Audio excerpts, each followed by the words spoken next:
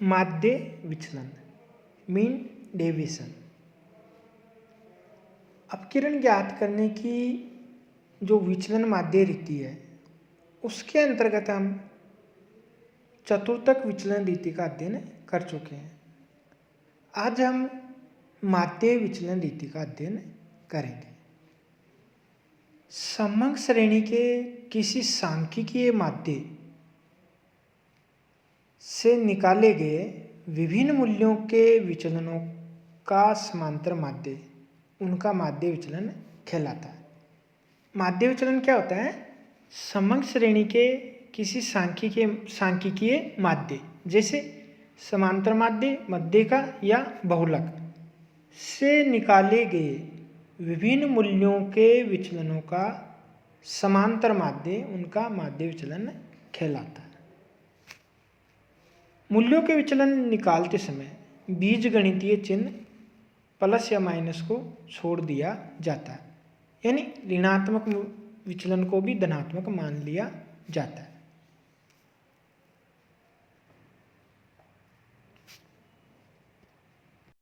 इसमें हम जो विचलन होता है उसके दोनों ओर सीधी खड़ी रेखाएं खींच देते हैं। इसका मतलब होता है प्लस और माइनस को यहाँ पे ध्यान में नहीं रखा गया है, यानी जो माइनस के चिन्ह होते हैं उनको भी हम प्लस में मान लेते हैं।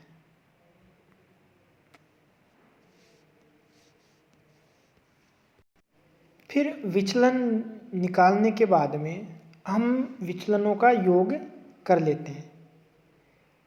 विचलनों का योग कर लेते हैं। फिर जिस भी माध्य से हमने विचलन ज्ञात किया है, जिस भी माध्य से हमने विचलन ज्ञात किया है उन विचलनों का योग करके हम उसमें पदों की संख्या का भाग दे देते हैं, तो इससे हमारा माध्य विचलन प्राप्त हो जाता है। माध्य विचलन के लिए हम डेल्टा शब्द का प्रयोग करते हैं, डेल्टा अक्षर का यूज करते हैं। यदि हम मध्यिका से माध्य विचलन निकालें तो उसके लिए डेल्टा m, और यदि समांतर माध्य से हम माध्य विचलन निकालें तो उसके लिए डेल्टा x बार, और यदि बहुलक से हम माध्य विचलन निकालें तो उसके लिए हम डेल्टा z अक्षर यूज करते हैं। फिर हम देखते हैं माध्य विचलन गुणांक। माध्य विचलन एक निरपेक्ष माप है।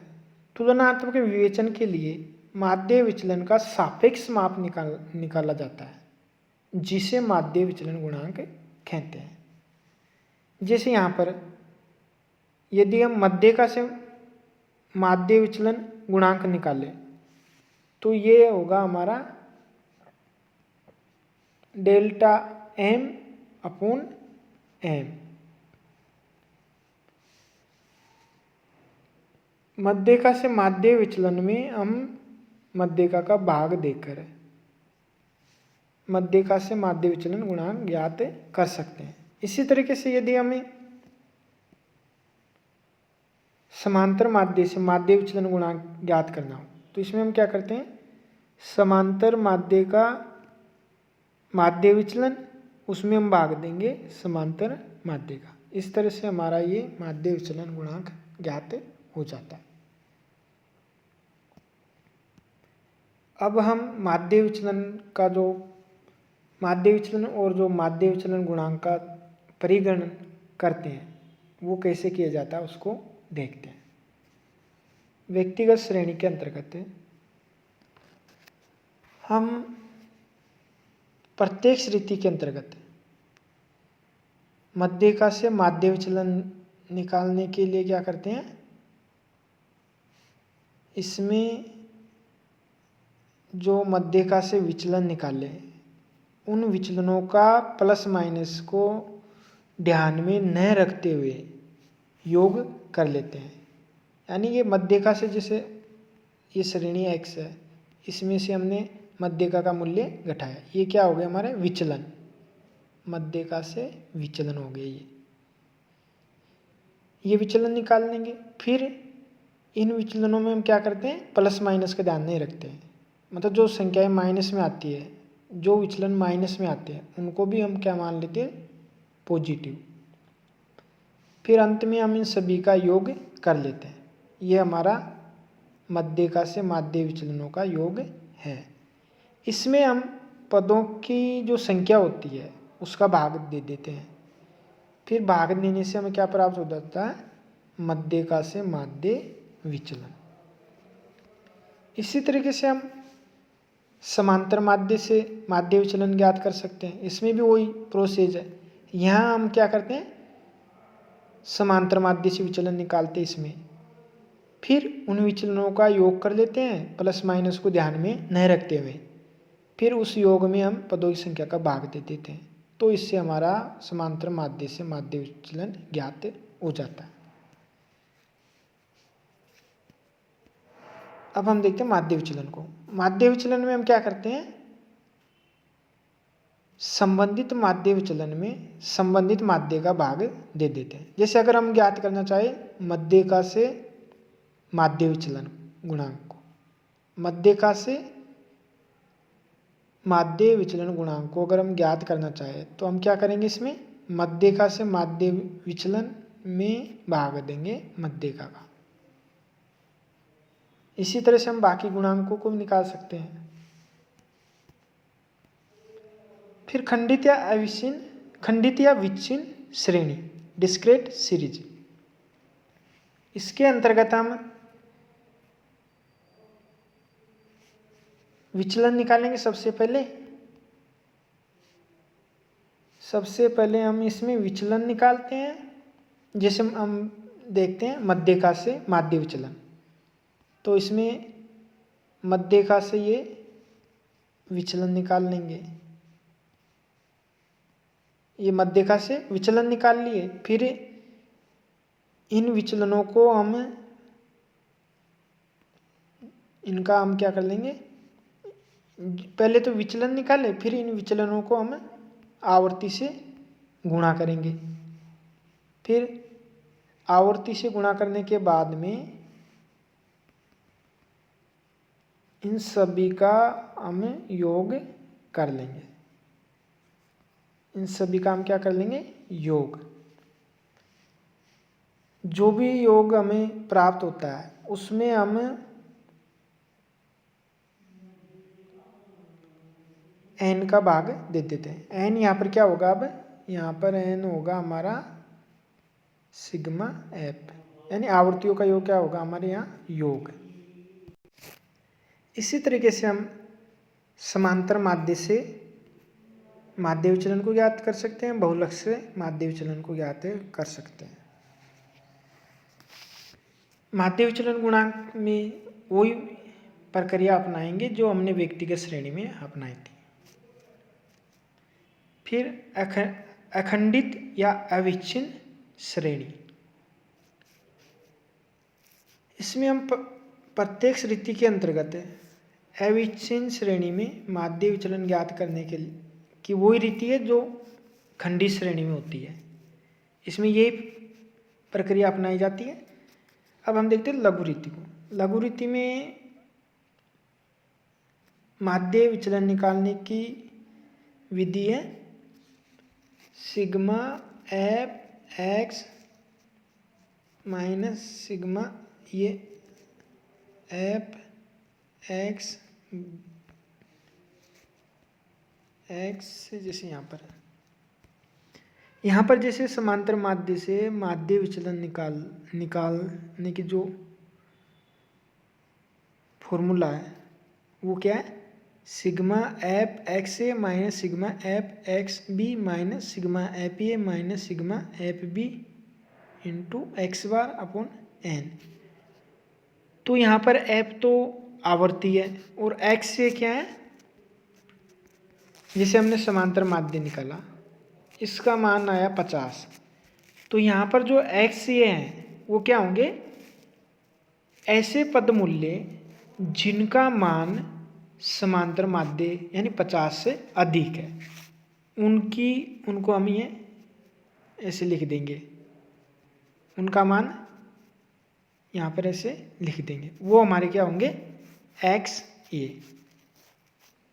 और एक्स बी क्या है, ऐसे पद मूल्य जिनका मान समांतर माध्य से कम हो। यहाँ पर बी का मतलब बिलो यानी कम, अबोव यानी अधिक। समांतर माध्य से जिनका मान कम है उनको हम एक तरफ लिख देंगे, तो वो हमारे खिलाएंगे एक्स बी और ये एक्स ए।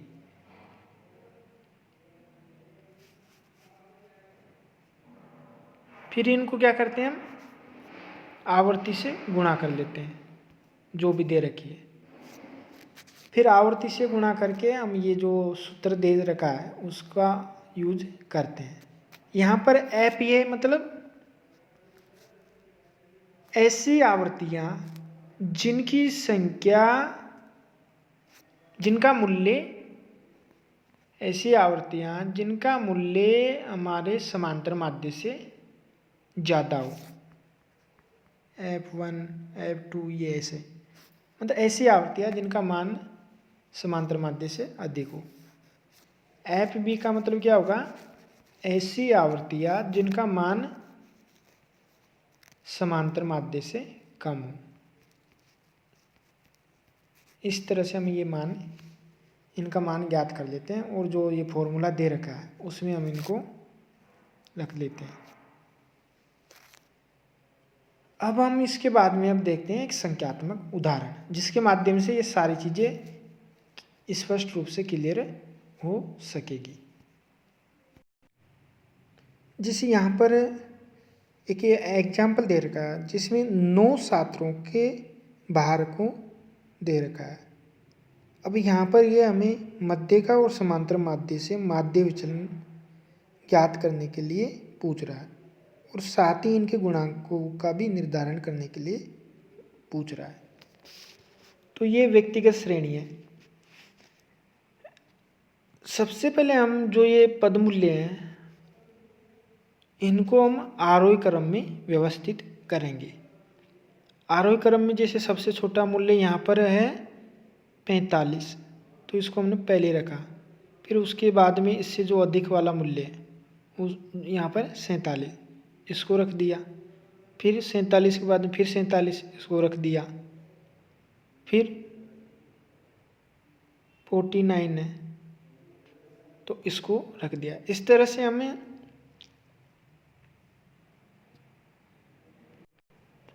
इन पद मूल्यों को आरोही क्रम में व्यवस्थित करते हैं।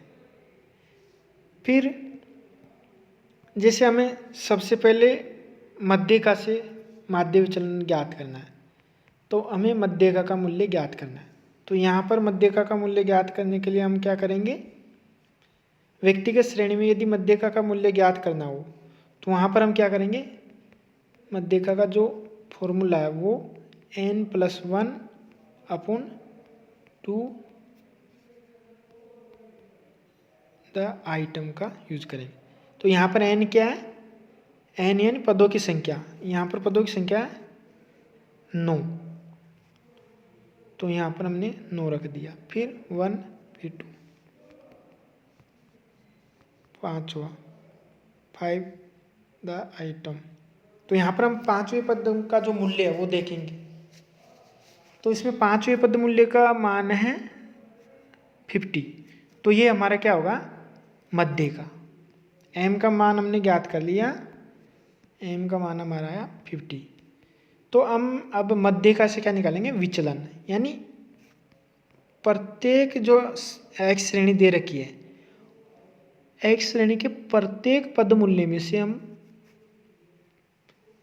50 को क्या करेंगे, माइनस करेंगे। जैसे यहाँ पर 45 में से हम 50, 45 माइनस 50, तो हमें प्राप्त हुआ, वैसे माइनस का 5 होगा लेकिन हम क्या करते हैं यहाँ पर ये प्लस माइनस को छोड़ते हुए विचलन लेते हैं, यानी माइनस को और प्लस को ध्यान में नहीं रखना।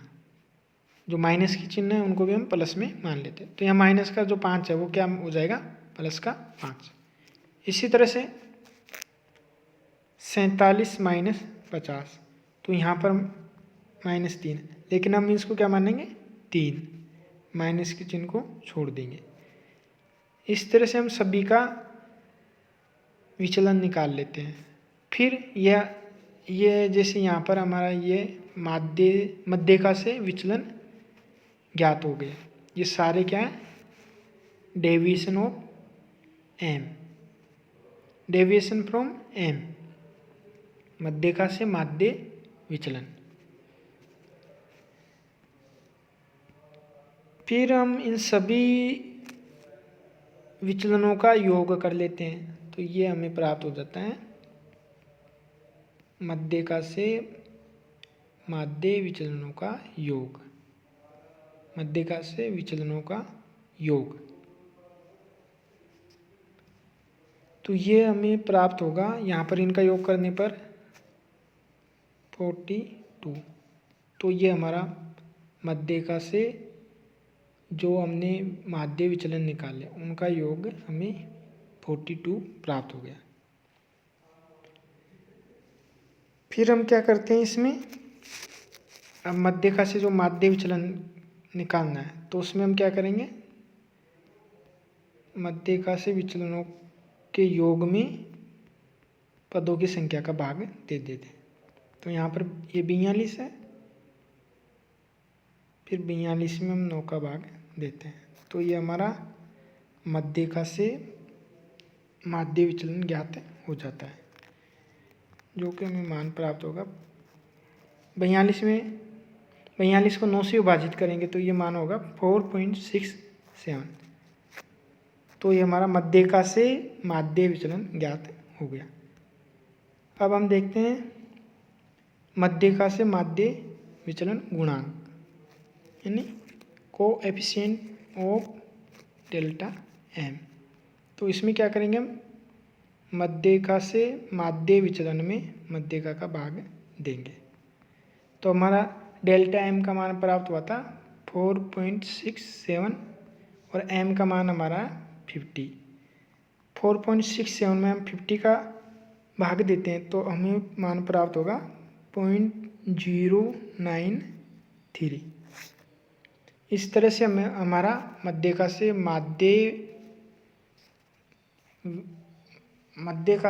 माध्य विचलन गुणांक ज्ञात हो जाता है। अब हम समांतर माध्य से माध्य विचलन और उसका गुणांक ज्ञात करेंगे। अब समांतर माध्य से ज्ञात करने के लिए हम सबसे पहले तो समांतर माध्य का मूल्य ज्ञात करेंगे। तो यहाँ पर ये x श्रेणी है, ये दे रखी है, तो हम व्यक्तिगत श्रेणी में समांतर माध्य ज्ञात करने के लिए समांतर माध्य के सूत्र को यूज में लेंगे। तो ये होता है सिग्मा x या summation of x upon n, यानी x श्रेणी के पद मूल्यों का योग, उसमें हम पदों की संख्या का भाग देंगे। तो यहाँ पर हम इनका योग करते हैं तो ये हमें प्राप्त हुआ 468 और ये हमारा n है, पदों की संख्या कितनी 9, तो ये 5 और फिर 18, तो ये 52 हमें समांतर माध्य प्राप्त हो गया। अब समांतर माध्य का मान प्राप्त होते ही हम आराम से समांतर माध्य से विचलन निकाल सकते हैं, यानी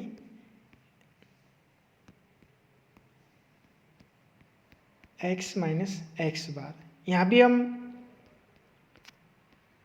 प्लस माइनस को छोड़ देंगे, यानी जो माइनस में है उनको भी हम पॉजिटिव मान लेंगे। तो जितने भी x यहाँ पर दे, मतलब x श्रेणी के जो भी मूल्य हैं उनमें से हम समांतर माध्य को माइनस करेंगे। जैसे यहाँ पर 45 में से हमने 52 को माइनस किया तो ये प्राप्त होगा हमें -7, लेकिन हम क्या करते हैं -7 को भी हम प्लस में मान लेते हैं। फिर 47 में से 52 माइनस किए तो ये होगा हमारा 5। इस तरह से हम सभी पदों का विचलन ज्ञात कर लेते हैं।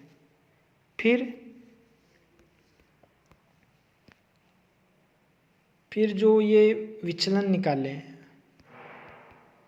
ये जो विचलन निकाले हैं उनका हम क्या कर लेंगे, योग। तो यहाँ पर इनका सबका योग किया तो ये हमें प्राप्त हुआ 44। समांतर माध्य से जो विचलन निकाले हमने उनका योग कर लिया, यानी प्लस माइनस को हमने छोड़ दिया, माइनस वाले मूल्य थे उनको भी हमने प्लस में मान लिया। अब हम डेल्टा एक्स बार यानी समांतर माध्य से माध्य विचलन निकालने के लिए हम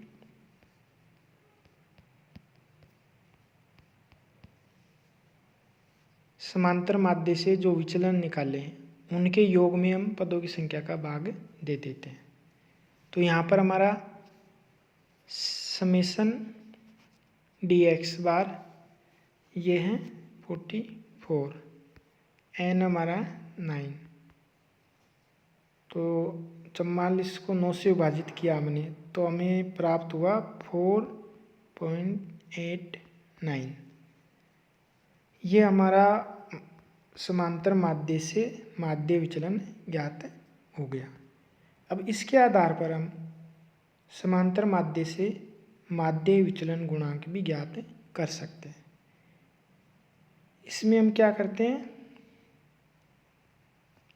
समांतर माध्य से माध्य विचलन में समांतर माध्य का भाग दे देते हैं। तो यहाँ पर कोएफिशिएंट ऑफ डेल्टा एक्स बार यानी समांतर माध्य से माध्य विचलन गुणांक, इसमें हम समांतर माध्य से माध्य विचलन में समांतर माध्य का भाग देते हैं। तो यहाँ पर हमारा डेल्टा एक्स बार का मान था 4.89 और हमारा समांतर माध्य प्राप्त हुआ था 52। तो ये हमें मान प्राप्त हो जाएगा 0.0940। इस तरह से हम व्यक्तिगत श्रेणी में माध्य विचलन और उसके गुणांकों का परिगणन कर सकते हैं। इसके बाद हम देखते हैं लघु रीति द्वारा माध्य विचलन की गणना के बारे में। जैसे यहाँ पर हम सबसे पहले लेते हैं मध्यका से माध्य विचलन को। तो इसमें जब हम मध्यका से माध्य विचलन ज्ञात करते हैं तो इसमें क्या करते हैं, sigma x A minus sigma x B, summation x A minus summation x B. अब यहाँ अपॉन एन, तो यहाँ जो एक्स ए है ये है मध्यका से अधिक मूल्य वाले पदों की, मध्यका से अधिक वाले पद मूल्य, यानी ऐसे पद मूल्य जिनका मान मध्यका से अधिक है वो। अबव ऑफ एक्स यानी ऐसे पद मूल्य जिनका मान मध्यका से अधिक हो, उनको हम बोलेंगे एक्स ए। और दूसरी तरफ है एक्स बी। यहाँ पर ए का मतलब अबव और बी का मतलब बिलो। तो यहाँ पर एक्स बी क्या दिखाता है, ऐसे पद मूल्य जिनका मान मध्यका से कम हो, ऐसे पद मूल्य जिनका मान मध्यका से कम हो वो। अब जैसे हमने एग्जाम्पल में देखा है कि यहाँ पर जो हमारा मान आया मध्यका का वो है 50। तो हम जो हमारा एग्जाम्पल था उसमें यहाँ पर ये देखेंगे कि 50 से अधिक वाले मूल्य कौन कौन से हैं। तो यहाँ पर जो 50 से अधिक वाले मूल्य हैं वो है 53, 58, 59 और 60। ये तो हो गए मध्यिका से अधिक मूल्य वाले पद। फिर मध्यिका से कम मूल्य वाले पद, तो वो है 49, 47,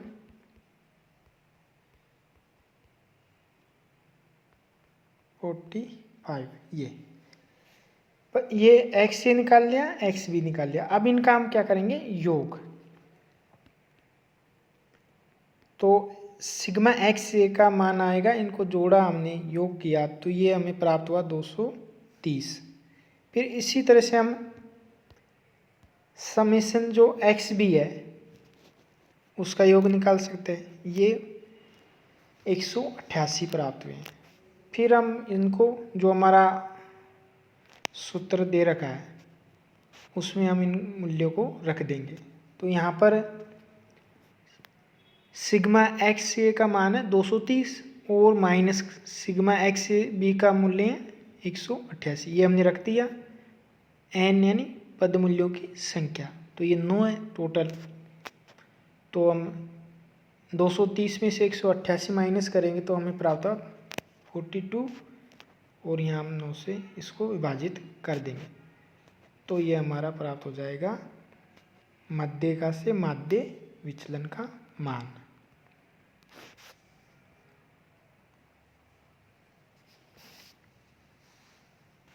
अब हम समांतर माध्य से माध्य विचलन निकालेंगे। तो इसमें समांतर माध्य से माध्य विचलन निकालने का इसमें जो फॉर्मूला है वो है sigma x A minus sigma x B, फिर minus N A minus N B into x bar. यहाँ पर ये एक्स बार है समांतर माध्य। फिर नीचे हम इनमें एन का भाग दे देते हैं। यहाँ पर है sigma x A minus sigma x B minus N A minus N B, और ये एक्स बार है। तो यहाँ पर एन ए क्या है,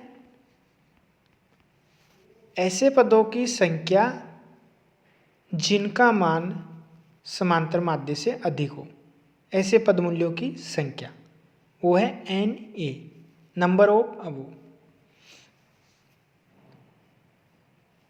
और दूसरी तरफ है एन बी, यानी ऐसे पद मूल्यों की संख्या जिनका मान समांतर माध्य से कम हो।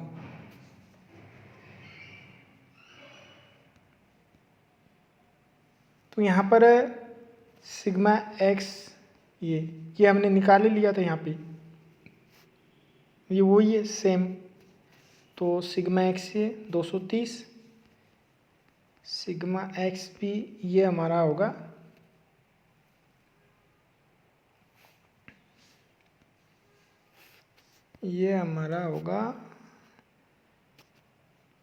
238। अब यहाँ एन ये एन यानी ऐसे पद मूल्यों की संख्या जिनका मान समांतर माध्य से अधिक हो, यानी 52 से अधिक मूल्य रखने वाले पदों की संख्या। तो वो कितनी है, 4। फिर इसके बाद में हम एन बी, यानी ऐसे पद मूल्यों की संख्या जिनका मान 52 से कम हो, तो उनकी संख्या कितनी है, 5। अब इनका मान हम फॉर्मूले में रख देते हैं। तो ये हमने 230 minus 238 minus 4 minus 5 bracket 52 upon N 9। तो इनको हल करने पर हमें प्राप्त हुआ 44/9। इस 44 को 9 से विभाजित करने पर हमें मान प्राप्त हुआ 4.89। तो ये क्या होगा हमारा समांतर माध्य से लिया गया माध्य विचलन, यानी समांतर माध्य से माध्य विचलन, इसका मान क्या होगा 4.89। इस तरह से हमने प्रत्यक्ष रीति और लघु रीति के अंतर्गत माध्य विचलन और उसके गुणांक को ज्ञात करने के बारे में अध्ययन किया। हम खंडित श्रेणी और अखंडित श्रेणी में भी माध्य विचलन और उसके गुणांक की गणना कर सकते हैं। वहाँ पर हमें एफ दिया रखा होता है।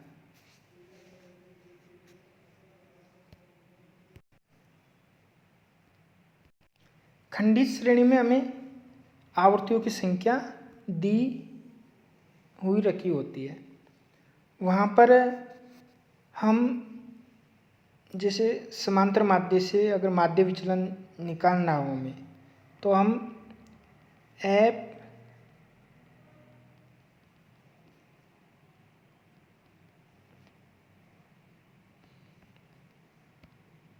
इस फॉर्मूले का यूज करते हैं। जैसे यहाँ पर ये श्रेणी दे रखी है, खंडित श्रेणी। इधर ये पदों का आकार दे रखा है और यहाँ पर आवृत्तियाँ दे रखी है। तो इसमें हम क्या करते हैं, जैसे मध्यिका से माध्य विचलन निकालना हो, डेल्टा एम, तो इसके लिए हम क्या करेंगे, सबसे पहले एम का मूल्य ज्ञात करेंगे। तो यहाँ पर एम का मूल्य क्या है 8, यानी पदों की संख्या क्या है यहाँ पर 7। यहाँ पर पदों की संख्या है हमारी 21। यहाँ पर पदों की संख्या है 21, क्योंकि यहाँ पर हम जो संचयी आवृत्ति होती है उनका योग ही हम क्या मानते हैं n। तो यहाँ पदों की संख्या 21 है। हम अखंडित श्रेणी में n+1/2 का प्रयोग करते हैं मध्य का ज्ञात करने के लिए। तो ये हो गया हमारा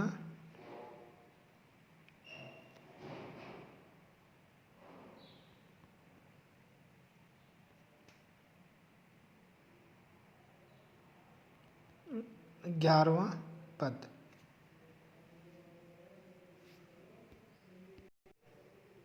फिर 11वें पद का मूल्य हम संचयी आवृत्ति में देखते हैं। यहाँ पर जैसे संचयी आवृत्ति निकाल रखी है, तो 11वां जो पद है वो इसमें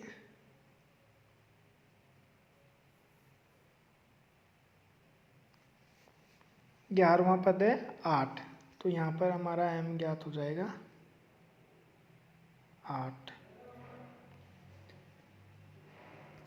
फिर जैसे ही हमें मध्यिका का मान मूल्य प्राप्त हुआ, हम फिर 8 से विचलन लेंगे। तो यहाँ पर पद मूल्य है 4 से 8। प्रत्येक मूल्य में से हम 8 को माइनस करेंगे। तो यहाँ जैसे 4 में से 8 गए तो 4, 6 में से 8 गए तो 2, मतलब माइनस को हम छोड़ देंगे। फिर 10 में से 8 गए तो 2। इस तरह से हमने ये मध्यिका से विचलन ज्ञात कर लिए। जो माइनस प्लस माइनस के चिन्ह उनको छोड़ देंगे और हम मध्यिका से विचलन ज्ञात कर लेंगे। फिर हमें जो ये मान प्राप्त हुआ, यहाँ पे जो ये विचलन मध्यिका से हमने ज्ञात किए हैं, उनको अब हम एफ से गुणा कर देंगे। जैसे यहाँ एफ को गुणा किया 4 से तो 8, फिर 4 को 2 से किया तो 8, 2 को 0 से किया तो 0। इस तरह से हमने एफ गुणा डेविएशन एम ये मूल्य ज्ञात कर ले। फिर हम इन मूल्यों को क्या करेंगे, अंत में जोड़ देंगे। तो इनका योग करने पर हमें प्राप्त हुआ समेशन एफ डेविएशन एम। ये मूल्य हमें ज्ञात हो गया। अब इनमें हम क्या करेंगे, सिग्मा एफ या एन का भाग देंगे। तो यहाँ पर